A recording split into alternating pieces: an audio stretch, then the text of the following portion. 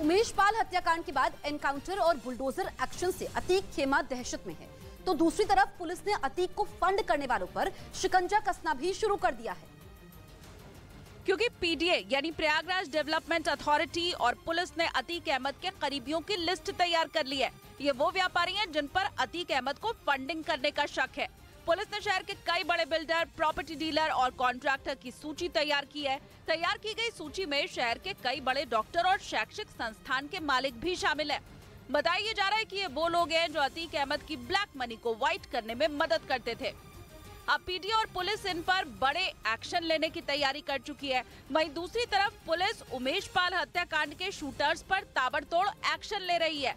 प्रयागराज में 24 फरवरी को उमेश पाल और उनके 2 गनर्स की बदमाशों ने गोली मारकर हत्या कर दी थी। उमेश पाल राजू पाल हत्याकांड में गवाह थे। उमेश की हत्या का आरोप अतीक अहमद पर लगा है। अतीक साबरमती जेल में बंद है। जांच में सामने आया है कि जेल में रहकर ही उसने उमेश की हत्या की साजिश रची। प्रयागराज पुलिस ने उमेश पाल की पत्नी जया पाल की शिकायत पर 25 फरवरी को केस दर्ज किया था, जिसके बाद 26 फरवरी को प्रयागराज पुलिस ने अतीक अहमद के 2 बेटों समेत करीब 14 संदिग्धों को हिरासत में लिया। 27 फरवरी को यूपी पुलिस ने बड़ी कार्रवाई करते हुए पहला एनकाउंटर भी किया और अतीक अहमद के करीबी अरबाज को ढेर कर दिया।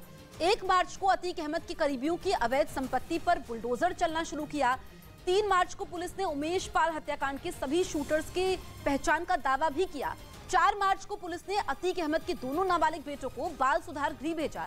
6 मार्च को हत्याकांड के दूसरे आरोपी विजय कुमार उर्फ उस्मान चौधरी को एनकाउंटर में ढेर किया गया।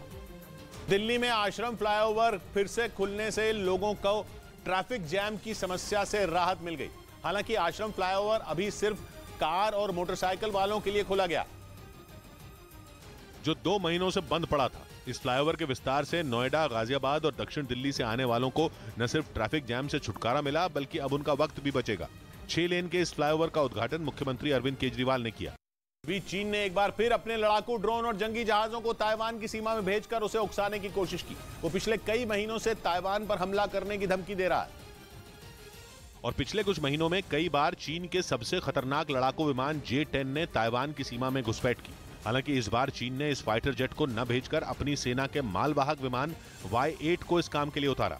इसके साथ ही उसने अपने लड़ाकू ड्रोन BZK-005 और कुछ जंगी जहाजों को भी ताइवान की सीमा में भेज दिया, जिसके बाद ताइवान ने अपने एयर डिफेंस सिस्टम को अलर्ट कर दिया।